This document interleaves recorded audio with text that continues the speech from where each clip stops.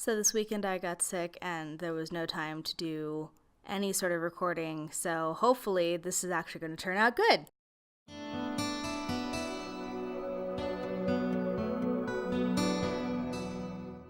Hey everybody, welcome back to my channel, and today we're going to be talking about Bird Box, because everybody's talking about Bird Box, and I feel like I need to give my 2, 3, 10 cents because I have a lot of thoughts on it. It's been, I want to say, a little over a week since I saw Bird Box, and yeah, I've had a bit of time to digest it, and I feel like I still need to go through it a second or third watch through to like fully get all the little nitty-gritty details that I want. But that being said, this is going to be sort of like my story overview. This isn't going to be any sort of like film review. I'm going to be talking purely the story, the characters, plot points, and I am going to give you sort of my overall impressions about it first. There's going to be a non-spoiler section, and then there's going to be a spoiler section, and I will tell you definitively where that is. Again, these are just sort of my thoughts about the movie, and if you have a different opinion, I'm so happy to hear them in the comments. But really, like, I'm not an authority on Bird Box or anything. These are just sort of my thoughts and opinions, and they're not meant to be anything other than that. I do want to stress that I think that this is a movie that you really need to see without any sort of spoilers. The trailers do a pretty good job of letting you know what kind of movie you're getting into, what the major, like, overarching thing of the movie is going to be about. So if you've already seen the trailers and you're interested but you haven't seen it yet, please, I highly encourage you, go watch it and then come back. Like, I will still be here, it's fine. But I think that the plot points and whatnot that we're going to be talking about, even insofar as what the major journey is, you need to experience for yourself and make a judgment call there, and then you can come back and sort of see what others have to say. So that being said, let's get on with the review. And sorry, I will be referencing my notes a lot because I have lots of thoughts. All right, so in the non-spoiler section, just to give you sort of an overview, so Bird Box is a thriller horror. I would stress more the thriller than the horror end. It has some fantastic actors, and it has actually a pretty compelling story. It has an intriguing concept. There's enough tropes to make the plot and the whole world feel familiar without becoming too tropey and falling in sort of those pitfalls of those things. It's not a complete ripoff of like an end of the world or a zombie apocalypse type thing. P.S. This is not a zombie movie if you were unaware of that. It has some of those tropes because it's sort of an end of the world.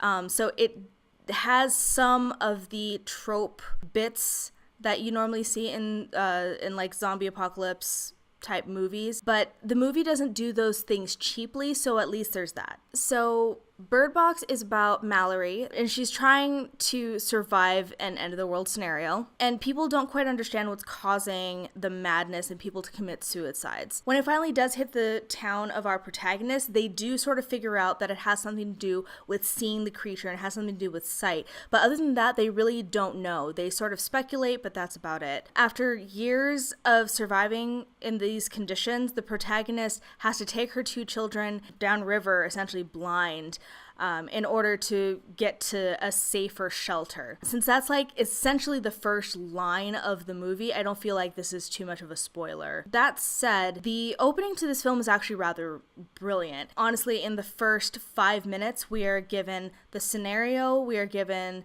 the immediate danger, the journey, the characters, the rules of the world, and what lies ahead, what they have to gain from completing this journey downriver. It also fully sets our expectations as to what kind of movie this is, what the tone of the movie is, and frankly, what the parameters of this world are going to be. Most importantly, we know from the talk that Mallory has with her children that the blindfold is the single most important thing in the entire movie. It must stay on without question, without hesitation. It must stay on in order for them to survive. In another excellent storytelling choice, we get the whole series of events in time jumps. So we have the storyline that's going downriver and what life was like 5 years before when the outbreak of suicides first started. This way we get to understand Mallory more as a character and then understand her personal arc, as well as skip a lot of the downtime that's happening on river. This also makes sure that the movie really has no fat or, excess scenes, excess dialogue throughout the entire thing. Every scene is very important. Every line of dialogue is very carefully constructed. And because of this, I feel like I've really sort of missed certain aspects of it because everything is important. Everything has meaning. Everything drives the story and the characters forward. And everything really is centered around Mallory. So it's how Mallory is interacting with literally everyone and everything and how that reflects upon her. So there are some deeper symbols and, things that I've missed, but I think that's more of a testament to how well this was constructed rather than, it just doesn't make sense. This isn't your typical horror movie per se. It's really more of a horror movie that I would enjoy, which I call sort of subtle or quieter horror, where there isn't really a lot of gore or jump scares that the film relies on, or some scary monster that you're gonna go looking for toward the end of the movie. This is a thing where the characters need to survive and overcome and then understand that there are consequences and sort of live with the consequences of those choices. Even though this is a thriller horror sort of thing, I like to really think of this as a thriller character piece with horror elements. That being said, if that's what you're looking for, if you'd like something that's really going to creep you out rather than outright scare you, I would definitely recommend watching this and perhaps even rewatching this just to see what you missed. But if you're looking for that jump scare, that terror-inducing experience, really, this is probably not the movie that you want to watch. I have been told that the director deliberately changed a lot of the traditionally horror aspects of the story because this was a novel. There's a lot more gore, there's a lot more just outright disgusting blood and whatnot in the novel, so perhaps that's sort of more your speed. Okay, so now we're getting into the more spoilery bits of this review, which is going to go more in depth. So really, truly, if you have not seen this, I just stop watching now, go watch the movie, come back. It'll be fine, I promise. It's just, I think that you'll enjoy it a lot more than if I spoil certain bits and pieces for you because they're rather important to understanding the story. I honestly think that they will ruin the experience for you. So now that it's just us who have seen the film, on to the review. Typically when I write a review, I start with the characters, but in this case, I think I really want to start with the theme because there's only one character that really matters, which is Mallory, but it's her relationships with everyone, which we will get into. But the theme is really what sort of pushes all this into motion. And it boils down to one line, and I'm sure that if you've seen other reviews, you know which line I'm talking about. And the very first scene, which is in the 5-year previous line, we get Mallory and Mallory's sister, and Mallory's sister is trying to, get her out of the apartment. And her sister looks at a painting. She says something about, they look so lonely. And Mallory says something to the effect of, loneliness is just incidental. It's really about people's inability to connect. So right there, that is the thesis of the movie. It is what we are here for. It's what Mallory's character arc is centered around. And really, she's unable and unwilling to connect with other people. She's estranged from her mother. The guy who was living with her and got her pregnant just sort of dumped her and left. She's not really even happy to have the baby. Further on, she doesn't want to connect to Olympia, who's going through, a pregnancy at the same time as, all this craziness is going on. She, even Tom has to win her over in order to just sort of connect with her and be her lover. Honestly, even the kids don't even have real names. They're just boy and girl until the very end. So that's really what we're looking for when we're looking at Mallory. Why she's unable to connect and what's really holding her back. In that, the closest thing that she really has to a connection before, literally everybody in the house except Tom and the babies die, is with John Malkovich's character Douglas, who's the crotchety old man. Now, while they have their sort of tiffs in between, it's really when they stop and they have a drink of whiskey in the kitchen together that they have a connection. Here we find out that Douglas sort of reminds Mallory of her father, who seems like a bit of an asshole, and they sort of take turns swapping insults, almost like they're connecting through the hostility. P.S. As a former bartender here, that is not a quarter of an ounce. That is like 3 ounces at the very least. So don't kid yourself the next time you go drinking. Mallory earns his respect, and Douglas really gets to alleviate his pain through that. It's not the strongest relationship, but it's important to note that this is the easiest relationship that Mallory is able to sort of navigate throughout the film. And it's not soft. It's very rough. It's very sort of rugged, and as she claims that she was raised by wolves, that's the kind of relationship that she has with Douglas.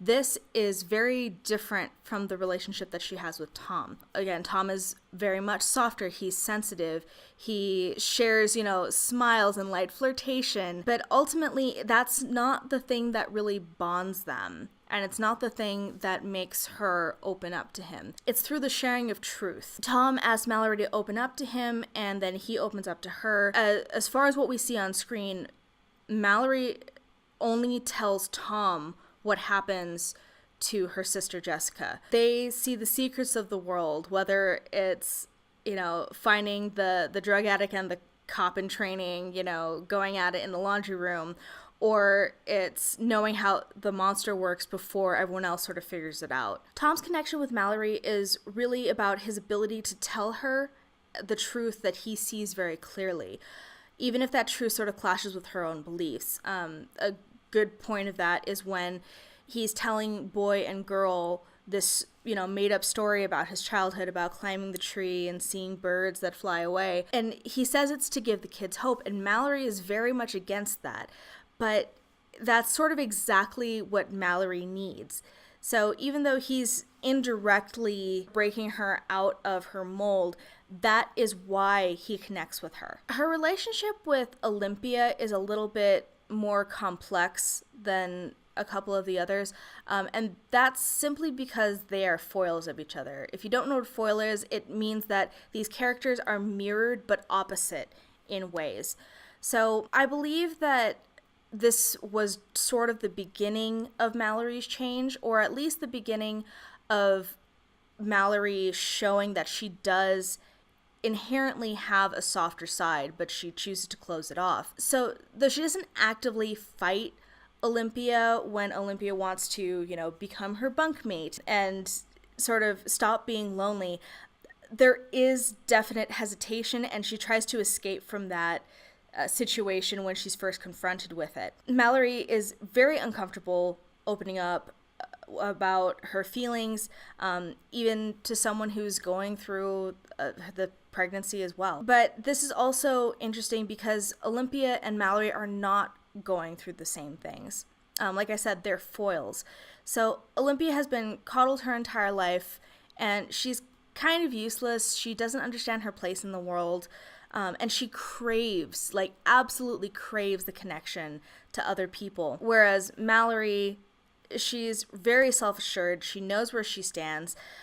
She really doesn't need connection to survive with these other people. Olympia acts on her emotional states, and Mallory, though she does sort of tap into her emotions, is much more logic-based. Olympia still takes her prenatal pills during the apocalypse, and Mallory takes a swig of whiskey. Yet, despite all of these differences, it's actually pretty clear that Mallory and Olympia sort of want what the other has. Olympia sort of wishes that she had bits of Mallory's toughness, and when Mallory gives Olympia the little Hello Kitty doll that she found at the grocery store, it's not really out of obligation or anything. It's truly out of like a soft giving place. And we don't get to see that with anyone else, really, genuinely. Even though she does have a tender moment with Tom, It's not the same kind of tenderness. It's the desire to not be alone rather than desire to make someone happy. The last of these major connections is with Girl, who is Olympia's daughter. It's clear that Mallory doesn't really like her. It's really more of the way that the camera focuses on Girl as opposed to Boy, the way that they're trying to capture the very intense relationship that they have. And I want to stress here, truly, that Mallory isn't a bad person. It's not that she just hates Girl for no reason. It's never really stated why she feels this way or that she has a different relationship with Girl than with Boy. But I suspect it has one or all of these three roots. So if Olympia hadn't died, and if Olympia hadn't made Mallory promise to take care of Girl, Girl would not be Mallory's problem. End of story. She's just another burden and another mouth to feed, someone else to protect. And Olympia never really had to deal with any of these things of being a mother and being protector and a provider. She really never had to do much of that her entire life, let alone, afterwards with a child. And I'm pretty sure that there's at least a little bit of resentment there. If that's not it, then it might have to do with how much Girl is like Olympia as opposed to being like Mallory. Tom will fill the girl's head with dreams of seeing the world and something that might better their lives. And Mallory is sort of that tough love mom doing the things that needs to be done to survive.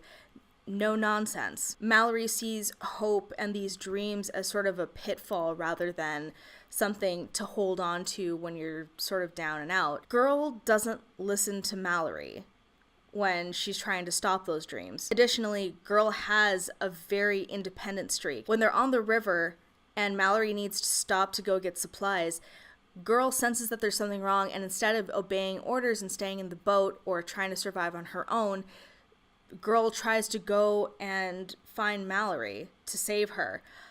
Not that there's much a 5-year-old could do, but at the same time, Girl is very willful in that way. It might be stupid, it might be brave, but Girl really does it out of love. And again, she's sort of craving that connection the way that Olympia did. This is kind of a problem for Mallory.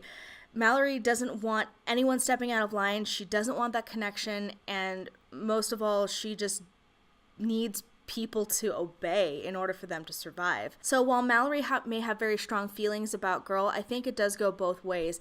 She reprimands Girl mostly out of love, mostly out of that need to have her children survive. So now that all the relationships are out of the way and the theme is out of the way and my soapbox is out of the way, I think we need to talk about Mallory's change. It happens in the last act, as we're sort of expecting, and it's during the moment of crisis. Now, this is very interesting because the climax and the moment of crisis usually happen at the same time. In this movie, they happen at two separate times, though sort of one right after the other. Bird Box chooses to make the climax of the movie the rapids, and then later on chooses to make Mallory's change an act of desperation during the moment of crisis. Honestly, I feel like this is excellent because this isn't the traditional sort of like wearing down at the protagonist's mind. Instead, it's a snap moment that changes her for the better, and she really does seem to learn the lesson and stick to it. Furthermore, it's Mallory's choice. It wasn't someone who decided to change her. She made the decision and she reaped the rewards. However, in that, there was a sort of prelude to this change. And this prelude is really wrapped up in Girl and the relationship that she has with Girl. So earlier, Mallory stops for supplies because they've lost them on the river. And then Girl goes looking for Mallory because she's taking too long or she senses something or something. Well, it's clear that Girl actually knows what to do. Like, for a 5-year-old, she knew that she needed to put on that little harness and keep the birds with Boy and go off on her own and never take the blindfold off. Mallory yells at Girl. She shouts that she should have had no concern for Mallory and that if Mallory had died, then Girl needs to do one thing. And that is, if they get separated, girl's supposed to save herself, and she makes her say it and makes her say it and makes her say it. And then later, Mallory explains that one of the kids needs to look in order for them to survive the rapids. Immediately, boy volunteers, and then Mallory immediately says, no, I will choose. This doesn't happen later when girl volunteers. I think this is very poignant. It's clear Mallory is struggling to do what's right, even though she kind of wants to sacrifice girl. I think what makes Mallory stop and realize that she can't do it and it's not right is because girl eventually does volunteer herself. It almost feels like she was looking for that excuse to say yes or to say no. She just needed to make sure that girl was still worth keeping alive, sort of just on principle, that she was willing to sacrifice herself in some way. I know that this is a strange notion, but Mallory doesn't act like a mother during these scenes. She acts more like a leader. If you're not pulling your weight, then there's no reason for the group to keep you around. With all that in mind, the fact that girl doesn't listen, that she's a weak link, that Mallory doesn't like her, that she's struggling in order to sort of keep her around, in general. What should have happened was that as soon as Mallory couldn't find girl, but found boy, Mallory should have run. That would have been the character consistent thing to do. But we do see that Mallory sort of had this conflict inside her to begin with, so she doesn't. And that's why this is such an important change for Mallory. She doesn't realize exactly what she's protecting and who she's protecting exactly when she wants to sacrifice girl and doesn't want to carry her anymore. It's not until she loses girl, until she's really truly alone, that she really craves the connection that Olympia and girl and Tom are very readily sort of giving her. I think Mallory has always understood the value of connection and of the hope that Tom gives to the kids, but she denies it and hardens herself because that's how she survived before this point. But her acceptance of the fact that she needs and that she wants this connection and that she cares for girl despite all is one that makes her a mother rather than a leader in this particular moment. There's a genuine emotion that comes out, the genuine relief when girl comes to her, and then Mallory all but sacrifices herself in order to save her children rather than save the group. Mallory's crisis is the sudden burden of becoming a mother. Even though she became a mother 5 years ago, it's really that taking on of the role. Again, this is really good because she just doesn't don the cap of mother, or she doesn't fit neatly into what we would consider the role of mother. She does grow, but it's nothing drastic. If I may be a little bit too on the nose with this, Mallory's change is more like a change in the wind. It might get a little bit stronger, but it's always been there. Mallory hasn't changed. It's just a subtle boost that she gets, and she becomes a full, satisfied, complete character. Ultimately, she's rewarded for all of these choices. The film ends on a very optimistic note, and they've entered the bird box, which is just a place of safety. Now, I will have to say the movie is not entirely without its flaws. There are some things I just sort of can't overlook because they're tropey, or the logic doesn't fit, or I have just some personal complaints, but they're very few, actually. And the suspension of disbelief is pretty much held for me through the entire movie. It's only really when I considered it well after watching it that I really sort of was nitpicking. The first one is the sort of end of the world scenario of letting people into the house. This one wasn't too bad, but I did have a little bit of an issue with the trope. I think, honestly, in any sort of end of the world scenario, it's always unwise to let people in after that initial group has come into whatever safe haven that you have. And I think that that is not just a story trope. I think that that is actually practical, useful advice. I don't think that, it's safe regardless. When they let Olympia in, it seemed that they were going to try to subvert this trope. Olympia seemed like a good person. She was sort of simple, but everything about her was sound, her story was sound, and she did provide a character foil for Mallory. However, then Olympia lets Gary in, and that's a very different story. I know that they had no reason to know that there were nutcases out there who wanted to, have people look at, the thing out there, and that technically the grocery store run, when they run into fish fingers, was the first indication that there were people who were just not quite all with it. There was something about the way that he was introduced and the way that he presented his own story that came off rather tropey to me. It was sort of like the guy who says, oh yeah, my friends were bitten, but I wasn't, but won't let you, check him for bites in a zombie apocalypse. Yeah, that guy's infected, kick him out. You can't keep him. So that came off very tropey to me. Again, as a more nitpicky point, I wanted to know how Mallory knew that they were just about upon the rapids.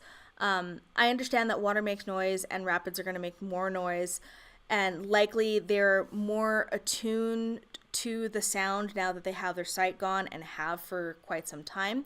But it's not really clear how she knows that they're right about to get to the rapids. Also, there's sort of a few other things, like how did they keep floating, in the middle of the river when they were trying to sleep, without accidentally running into rocks or, floating ashore?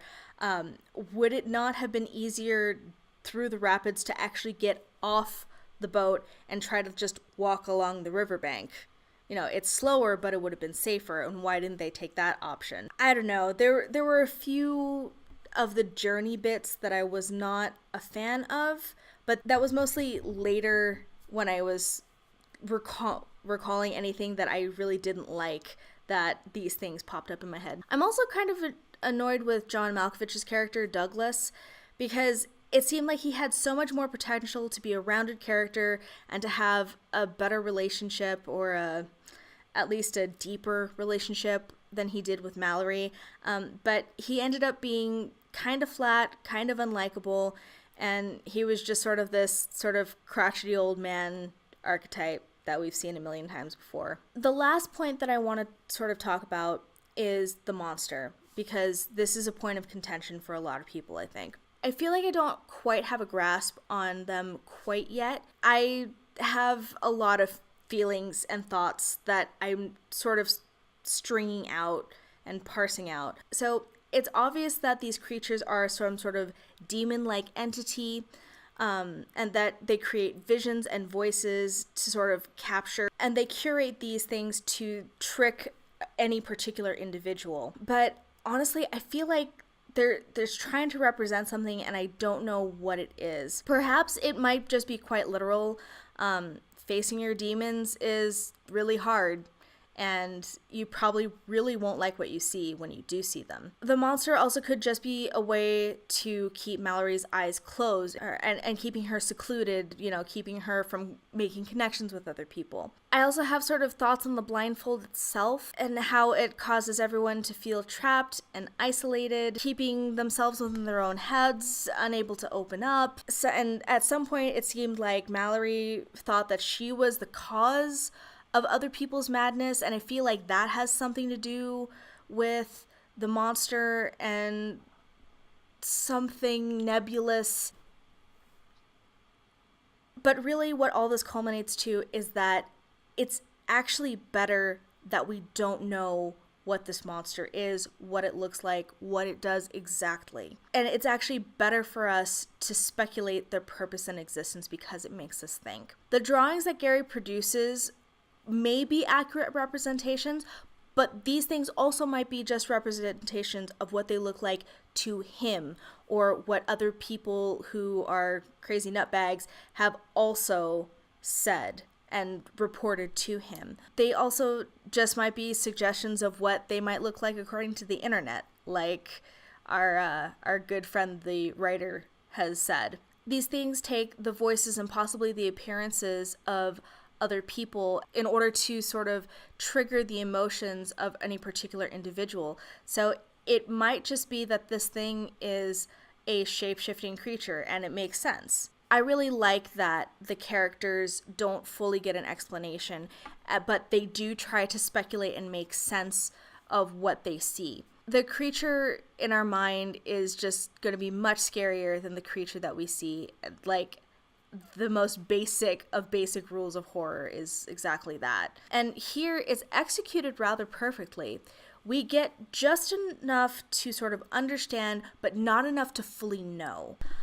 I've heard some people on the internet complain that they never got to see a monster, that they never understood. They really wanted to see this freakish looking thing.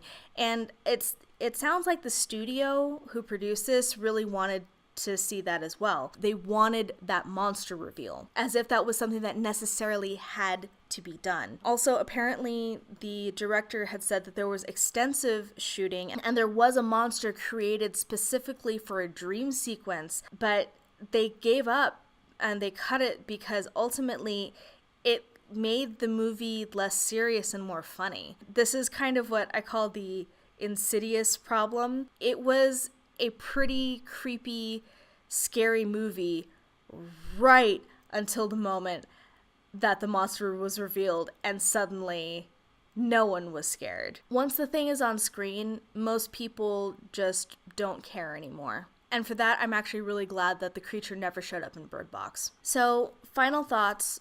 Overall, honestly, this was a great story. I'm curious to read the novel now because I know that there were quite a few things that were changed. The director wanted this to land on a happy note and so toned down a lot of the gore and the violence just enough to still keep it a horror movie without going deeply into the gore elements. The characters are fleshed out just enough to not be total stereotypes, but just flat enough to keep our focus always on Mallory and her relationships. The pacing of this movie is a bit on the slower side, but the story moves enough that it still holds your attention and keeps those 2 hours still feeling like one. The movie is gritty, yet uplifting, terrifying, and yet very fulfilling at the same time. This isn't a film that's going to satisfy everyone, but I think if you take off the lens of horror, that this is a film that everyone could enjoy. Alright, I think that's pretty much all I have to say on the subject of Bird Box, and I think that covers pretty much everything that could be done without going into sort of like film technical elements, which I'm not familiar with. So thank you so much for watching. If you like this video, please give it a thumbs up. Leave a comment below if you think that I should have covered something else, or if you have other thoughts, if you disagree with me, if you enjoyed the movie, if you didn't, if you really didn't. And hit the subscribe button and the notification bell down below if you haven't already. And I guess I will see you in the next video. All right, bye.